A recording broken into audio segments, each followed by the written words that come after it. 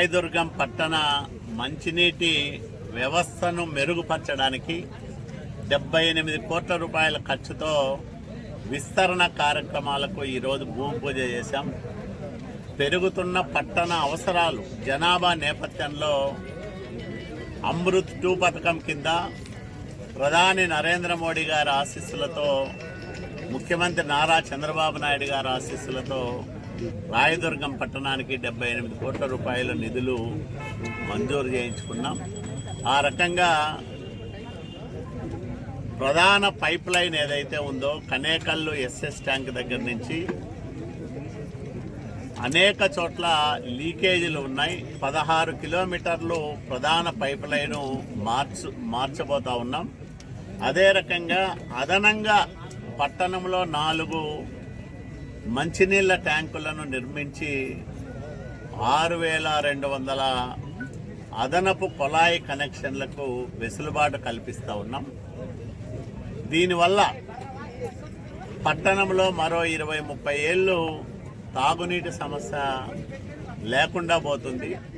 ప్రధానంగా శివారు కాలనీలు, గౌడ లేఅవుట్ కానీ, మల్లాపురం లేఅవుట్ కానీ, బీటీపీ లేఅవుట్ కానీ, ఇట్లాంటి పట్టణానికి దూరంగా ఉన్న కాలనీలకు కూడా ఇంటింటికి కుళాయి ఇచ్చే కార్యక్రమం సాకారం అవుతుంది.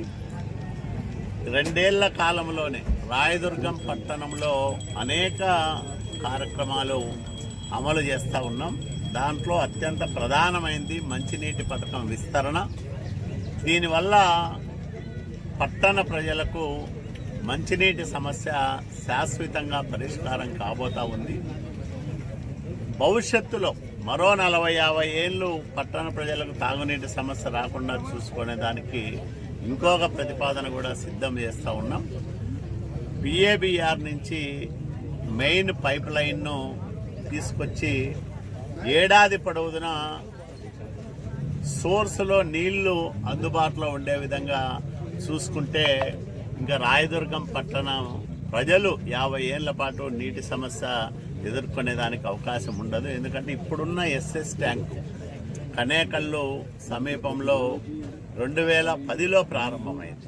అప్పట్లో స్వర్గీయ వేణుగోపాల్ రెడ్డి గారు, పాటిల్ వేణుగోపాల్ రెడ్డి గారు పెద్దలు శాసనసభ్యులుగా ఉన్నప్పుడు ఆయన కాంగ్రెస్ హయాంలో ఆ పథకాన్ని మంజూరు చేయించి పట్టణ ప్రజలకు తొలిసారిగా శాశ్వత రక్షిత మంచినీటిని అందించేదానికి ఏర్పాట్లు చేశారు.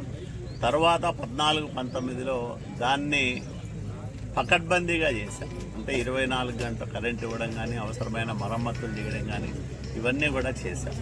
ఇప్పుడు అప్పట్లో 46 కోట్ల రూపాయలు మంజూరైతే 42 కోట్ల రూపాయలు ఖర్చు పెట్టారు. ఇప్పుడు కూడా 78 కోట్ల రూపాయలు మంజూరైంది. అగ్రిమెంట్ వాల్యూనే 72 కోట్ల రూపాయలు. ఇది సాకారం అయితే పట్టణ ప్రజల తాగునీటి సమస్య శాశ్వతంగా పరిష్కారం అవుతుంది.